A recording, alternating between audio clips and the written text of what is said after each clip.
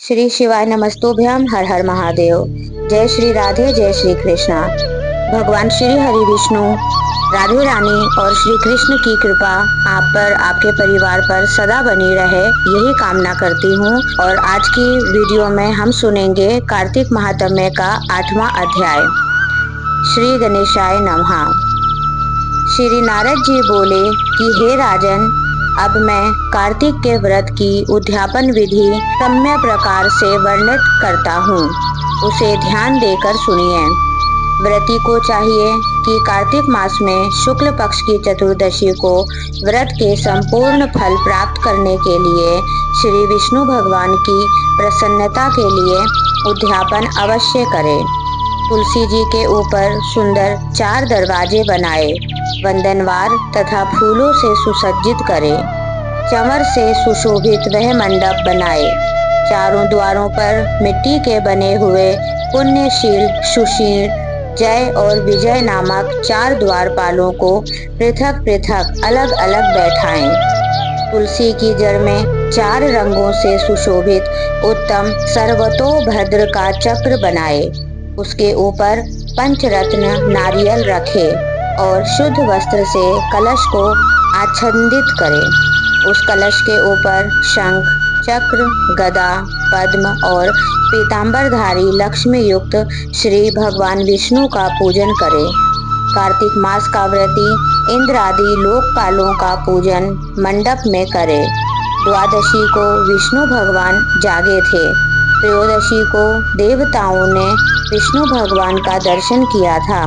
चतुर्दशी तिथि को देवताओं ने उनका पूजन किया था।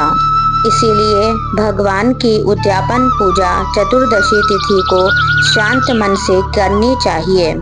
इस दिन संयम और शांत चित्त से व्रत भी करना चाहिए। अपने गुरु की आज्ञा अनुसार सुवर्ण की मूर्ति बनाकर षोडशोपचार तथा विविध नैवेद्य आदि से भगवान का पूजन करें। विविध प्रकार के मांगलिक गायन, वाद्य तथा कीर्तन करके उस रात्रि में जागरण करें। जो प्राणी श्रद्धा पूर्वक भगवान का कीर्तन करते हैं, उन लोगों के शत जन्म के एकत्रित किए हुए पाप भी नष्ट हो जाते हैं। जो लोग जागरण करके प्रेम पूर्वक भगवान का कीर्तन तथा नृत्य करते हैं, उनको 1 सहस्र गोदान का फल मिलता है।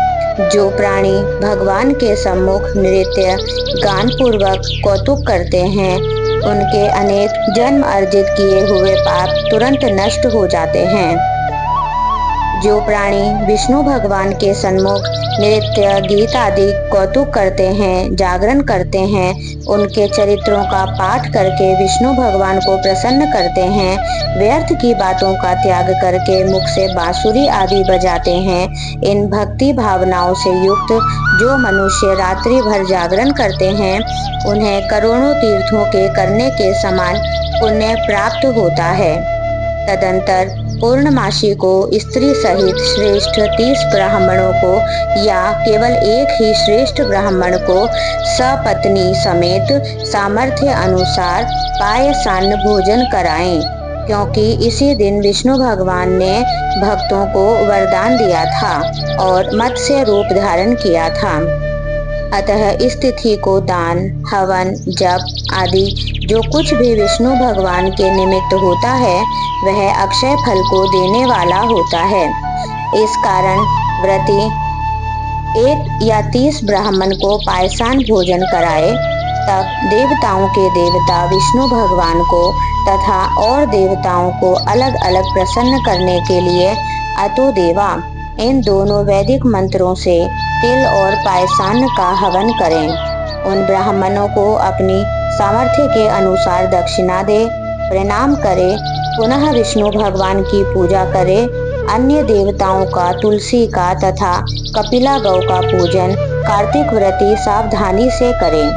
व्रत का उपदेश करने वाले सपत्नी गुरु तथा उन सपत्नीक ब्राह्मणों का वस्त्र, आभूषण आदि से युक्त पूजन करे और क्षमा की प्रार्थना करे। प्रार्थना मंत्रों का अर्थ आप सब लोगों की अनुकंपा से मुझ पर विष्णु भगवान सर्वदा प्रसन्न रहें। इस व्रत के करने से मेरे 7 जन्मों के किए हुए पाप नष्ट हो जाएं और मेरी संतान चिरंजीवी रहे। इस पूजा के द्वारा मेरी सभी अभिलाषाएं पूर्ण होएं। मेरी मृत्यु होने के पश्चात मुझे अतिशय दुर्लभ विष्णु लोक प्राप्त होए। व्रत करने वाला इस प्रकार ब्राह्मणों से क्षमा की प्रार्थना करे और उनको प्रसन्न करके विदा करे।